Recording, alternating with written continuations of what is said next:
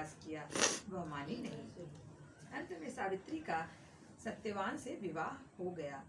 विवाह के पश्चात सावित्री अपने सास ससुर और पति की सेवा करने लगी। फिर एक दिन वह दिन भी आया जिसका नारद मुनि ने वर्णन किया था, सत्यवान की मृत्यु का दिन। उसी दिन सावित्री भी सत्यवान के साथ वन में गई थी। वन में सत्यवान लकड़ी काटने के लिए जैसे ही पेड़ पर चढ़ने लगे, उनके सर में असहनीय पीड़ा होने लगी। कुछ समय पश्चात वह सावित्री की गोद में सिर रखकर लेट गए।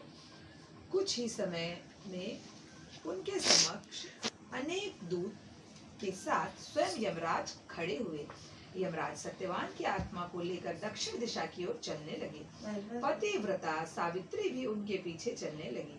आगे जाकर यमराज ने सावित्री से कहा, हे पतिव्रता नारी, जहाँ तक मनुष्य साथ दे सकता है तुमने अपने पति का साथ दिया, अब तुम लौट जाओ।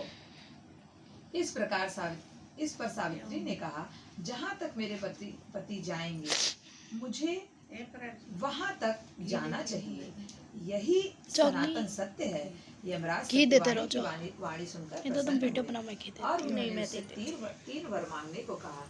यमराज की बात का उत्तर देते हुए सावित्री ने कहा, मेरे सास ससुर अंधे हैं, उनकी नेत्र ज्योति दें।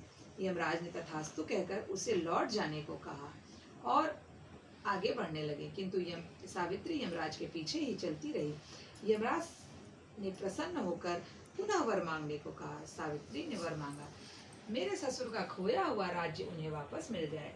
इसके बाद सावित्री ने यमदेव से वर मांगा, मैं सत्यवान के 100 पुत्रों की मां बनना चाहती हूँ, कृपया कर मुझे यह वरदान दे। सावित्री की पति भक्ति से प्रसन्न हो सावित्री को यमराज ने तथास्तु कहा।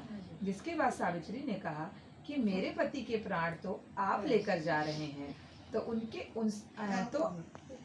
आपके पुत्र प्राप्ति का वरदान कैसे पूर्ण होगा। तब यमदेव ने अंतिम वरदान को देते हुए सत्यवान की जीवात्मा को पाश से मुक्त कर दिया। सावित्री उसी वटवृक्ष के नीचे लौट गई जहां सत्यवान के प्राण गए थे। सावित्री ने पाया कि वटवृक्ष के नीचे पड़े सत्यवान का मृत शरीर जीव से संचार हो चुका है। कुछ देर में सत्यवान उठकर बैठ गया। उधर सत्यवान के माता पिता की आंखों की ज्योति भी पुनः वापस आ गई, उनका खोया हुआ राज्य भी वापस मिल गया। तो बोलिए सावित्री माता की जय। इस प्रकार सावित्री ने यम से अपने पति के प्राणों की रक्षा की।